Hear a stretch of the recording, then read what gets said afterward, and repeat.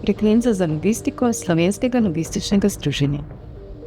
Gospod Igor Žula, predsednik Slovenskega logističnega združenja, zaključuje se 11. kongres Slovenskega logističnega združenja. Kakšni so vaši vtisi, kakšne so ocene? Bom kar težko govoril o mojih vtisih, ker moji vtisi so načeloma vedno v redu. Ampak mislim, da smo z kongresom naredili delni preboj že lansko leto, absolutno pa velik preboj letošnje leto. Ne? Lansko leto nas je bilo 483, letos nas je 600, natanko pa ne 599 in ne 601, ampak 600, torej številka, ki smo jo obljubili. 25 držav je bilo danes tukaj prisotnih, oziroma v teh dneh prisotnih, in absolutno se je čutila izjemna regionalna prisotnost. Se pravi, zelo veliko ljudi je prišlo iz Hrvaške, Srbije, tudi iz Bosne in Hercegovine. Nasplošno so to deli, kamor želimo se razvijati in seveda nadaljevati. In jaz, če z komerkoli sem se pogovarjal v okviru tega in razlagal seveda, kakšne so cilje in ambicije za naprej, so bili zares navdušeni. Ne, tako da, ja, občutki so dobri, številke so odlične in to bomo nadaljevali. Torej, kaj je bilo vsebinsko novega? So to nove tehnologije, umetna inteligenca, je to ta ekološko-okoljski moment, ki se zdaj obeta vsem družbam? Kaj je tisto, kar je bilo najbolj pereče? Na kongresu? Ja. No, tem smo imeli mi kar nekaj, ne? Kot rečeno, ambicija je, da to, o čemer govorimo na podlagi konkretnih dobrih praks, se pravi ven s podjetij, ki to karkoli že govorijo, tudi predstavljajo in seveda znajo povedati, kaj je bilo ok, oziroma kaj ni bilo ok pri njihovem razvoju. In tisto, kar smo letos imeli, ne, če hočete novega, ne, za razliko od preostalih let, je bilo to, da smo uspeli k nam privabiti gospoda Nika Vajasa. Nik Vajas je tudi sicer svetovalec za področje supply chaina, je direktor Kendricks inštituta v Nemčiji, je del univerze USCL v San Franciscu in kar pomemben človek, pomembna oseba, glede na to, da je svetoval Clintonu, pa je svetoval predsedniku Obami, pa predsedniku Trumpu in še vedno svetuje Bidenu. Pred kratkim je bil v Indiji in svetoval tam. Ne. Tako da to, kar je on govoril, je govoril o nekako, kakšne se spremembe pripravljajo iz leta 30, z perspektive leta 2030 pa nazaj.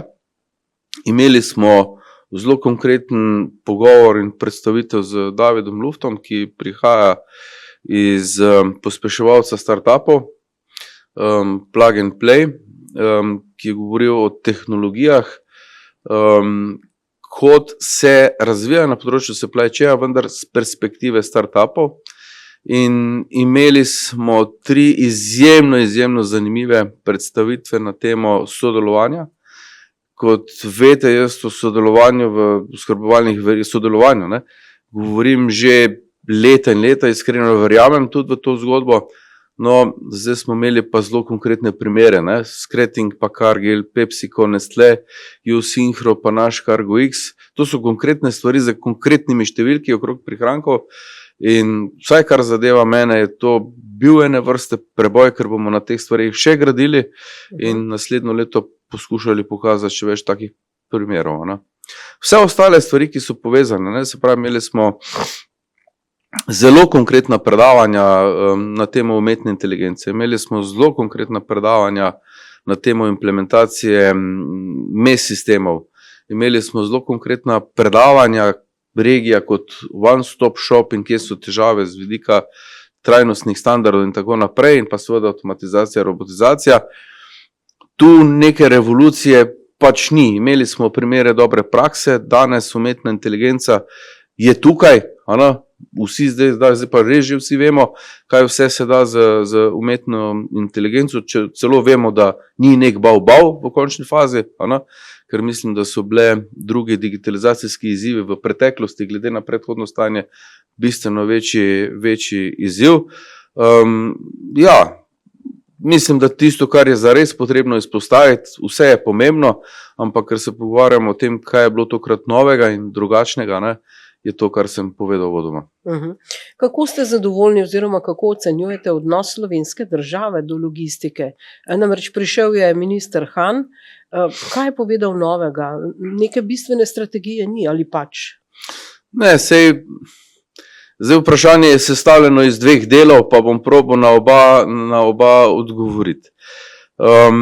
Se pravi, odnos, ki ga je pokazal minister za gospodarstvo, pa turizem in šolstvo, minister Han, je vsaj kar zadeva mene izjemen. Tega do zdaj še nismo doživeli. Namreč mi smo ministru ponudili pogovor z kar nekaj izjemnimi ljudmi, tukaj, ki so svetovna referenca, o kateri sem pregovoril na področju oskrbovalnih verig, vključno z predsednikom Evropskega logističnega združenja Markusom Mavom, in minister si je vzel kar nekaj časa za pogovor. Torej, ni bila ideja, da mi sprašujemo, kako pa kaj in kaj država planira, ampak da enostavno ponudimo ljudi z svetovnim širokim spektrom znanja z tega področja za pogovor. In minister si je ta čas vzel, je spraševal, je prisluhnil in seveda zdaj bomo videli, kaj z tega bo. In jaz verjamem, da ta minister ima ambicijo tukaj nekaj narediti, tako da pohvale in tega moram priznati, da do zdaj še pa res nismo doživeli.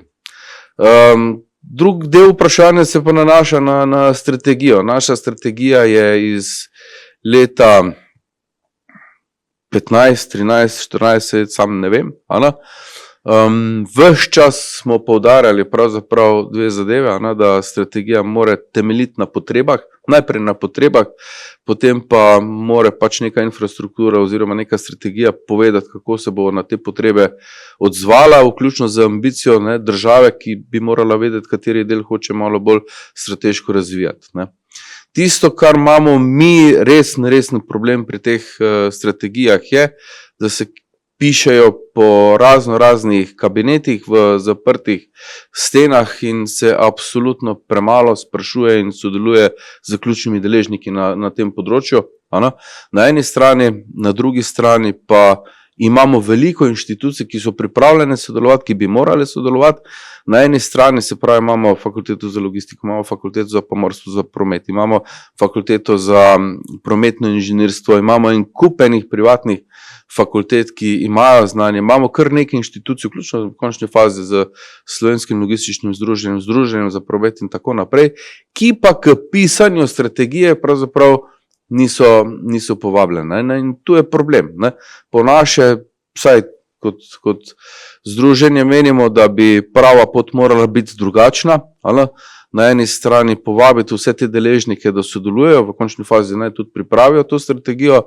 Država bi morala to na nek način moderirati, podpreti, še posebej, če inštitucije kažemo zanimanje za to, in vso svojo energijo in znanje, namesto v to, da pišejo strategije, usmeriti v to, da se te strategije izvajajo. Torej, mislim, da imamo tukaj zelo veliko rezervo še, na eni strani, po drugi strani pa kot se ves čas pogovarjamo. Slovenija je 2-milijonska država, imamo eno pristanišče, imamo eno infrastrukturo, eno resno železničarsko firmo, v bistvu eno letališče v končni fazi, dobro razvit transportni promet. In če je zares ambicija nekaj narediti, se da to narediti bistveno lažje kot v kakšni Nemčiji, Franciji, Španiji in tako naprej. Se pravi, malo bolj ambiciozni moramo biti, se probati znati uskladiti na levo, desno in tako naprej, vse pri strateških vprašanjih in so silo usmeriti v izvedbo. Na predavanjih smo lahko slišali tudi opozorilo pred nevarnostjo oziroma kaj nam preti pri tem okoljskem poročanju. Gospodarstvo se s tem kar precej ukvarja že danes. Seveda poročajo velike firme, ki so na borzi. Zdaj se obeta to počasi tudi srednjim, malim podjetjem. Kaj lahko logisti tu pričakujejo? sumim, da se mi prav sploh še ne zavedamo teh posledic. Pač prihajajo kuponi, ne, ki bodo vse skupaj podražili. Danes smo slišali, da so se cestnine v Nemčiji drastično podražile in v bistvu vemo, da se to potem nekje more manifestirati. V bistvu, ne. In se pravi, imamo na eni strani energijske kupone, ki bodo seveda celo zadevo drastično podražili in to seveda vse posod naokrog, ne samo v Sloveniji. Ne. Imamo trajnostno poročanje, ne, in trajnostno poročanje pomeni pravzaprav, da če poročila ne bo, ne, bodo problemi tako pri kreditih, pri ne vem čem vsem skupaj v bistvu. Ne. Zdaj upam, da bo neko prihodno obdobje, ne, pa ne vem, da bi naj bilo, ampak to zares prihaja in mislim, da bo mnoga podjetja bolela glava. Vemo seveda, ne, da najprej so velika podjetja in so zavezana temu, ne, kasneje prihajajo mala in tu je problem je tudi zaradi tega, ker tudi ni dovolj storitev, ki bi se ob tem razvile, zato da se pravzaprav pomaga podjetjem, ki teh resursov znotraj nimajo. Ne. Tako da mislim, da prihaja zelo zanimivo obdobje, pa je to zelo mila beseda. Upam, da je ta boljša, kot pa da rečem, da je problematična, ampak želim si, no, da se v tej smeri, v smislu pomoči pa zavedanja tudi tistih, ki odločajo o teh stvareh, pripravlja kakšna pomoč. Slišali smo lahko tudi, da se z digitalizacijo in optimizacijo lahko ustvarijo veliki prihranki. Kje so tiste rezerve v Sloveniji, v slovenski logistiki? Kaj bi še lahko počrpali in kje bi lahko dobili to neko dodano vrednost? Rezerve v logistiki se pravzaprav vedno iščejo na enak način, kadar govorimo o rezervah. To pomeni, da se iz celotnega procesa na eni strani izločijo stvari, ki ne dodajajo vrednosti, na drugi strani boljše izkoriščajo naše osnovna sredstva in po drugi strani poskušajo izboljšati tiste aktivnosti, ki že dodajajo vrednost. Če sem konkreten, ne, se pravi izboljšanje ali pa optimizacija transportnih poti. To je vedno prisotno, se pravi za isto storitev opravim manj kilometrov, zdaj ko je pred nami digitalizacija, ker so podjetja že digitalizirana na nek način, sploh transportni sektor, ko imamo podatke, je potem pot do optimizacije bistveno lažje. Drug del na tej poti je seveda boljši izkoristek tovornega prostora, ne. Danes imamo pač transportna sredstva, ki seveda vsaj na začetku svojega transporta, svoje transportne poti naložimo dobro, potem pa nekje na poti seveda, ne, ko delamo dostavo, se ta naš transportni prostor prazni in za Slovenijo velja, da je na cesti vsak tretji kamion oziroma četrti kamion prazen. No, danes s pomočjo umetne inteligence, s pomočjo teh digitalnih storitev, raznih portalov, bistveno lažje pridemo do tega, da se ta tovorni prostor v bistvu začne popolnjevati. Ne, se pravi, če jaz dam v Celju 10 palet dol, potem ni hudič, da ne bi mogel 10 palet dati nazaj gor, pa pač mogoče rahlo spremeniti pot. Tehnologija nam to seveda omogoča. Ampak to je podobna zgodba, in pa logika je seveda pri transportnih poteh v skladišči. Tisto, kar se mi pa zdi še obljubljena dežela tukaj v Sloveniji in tukaj pravzaprav nam pa država ne more nič pomagati, ne, razen mogoče s kakimi spodbudami, je pa sodelovanje.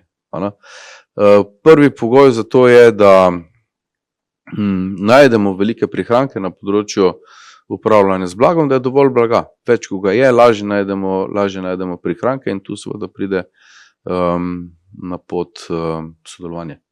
No, tu je bilo precej predstavnikov teh sosednjih držav.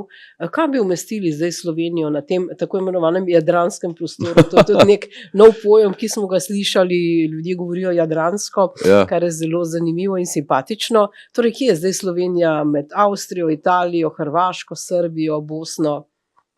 Jaz ste kar v redu povedali, ne? Meni se zdi, da smo mi kar nekje vse posod nekje vmes, Ne?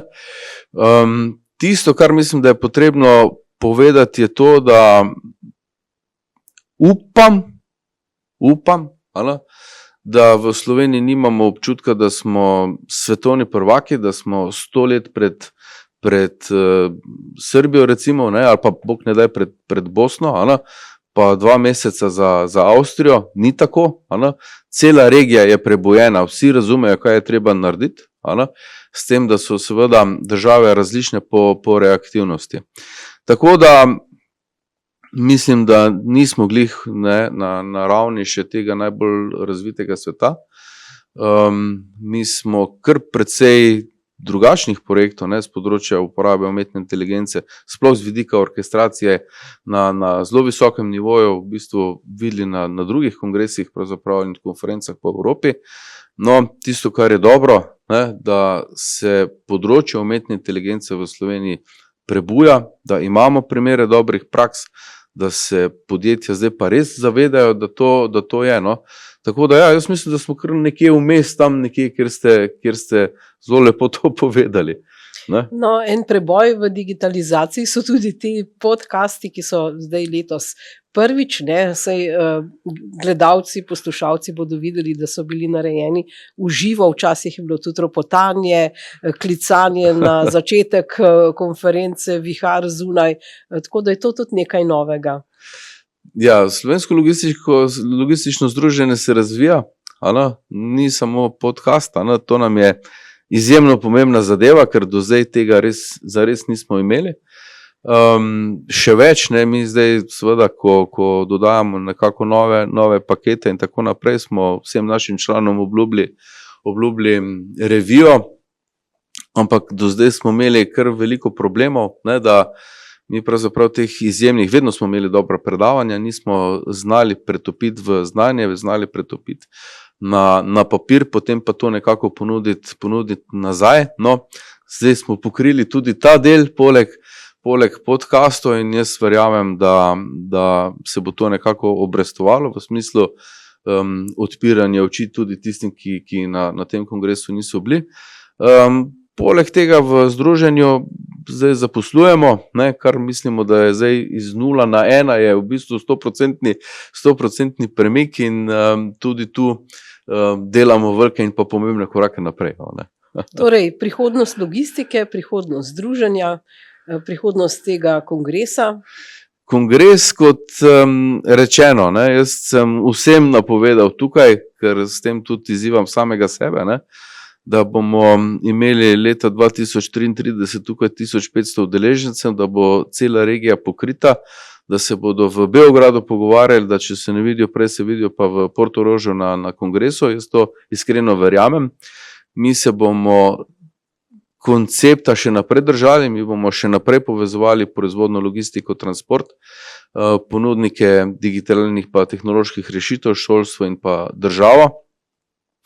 Seveda, kot rečeno, se bomo zelo odpirali pravzaprav na eni strani v regijo, na drugi strani pa seveda vse mejne države.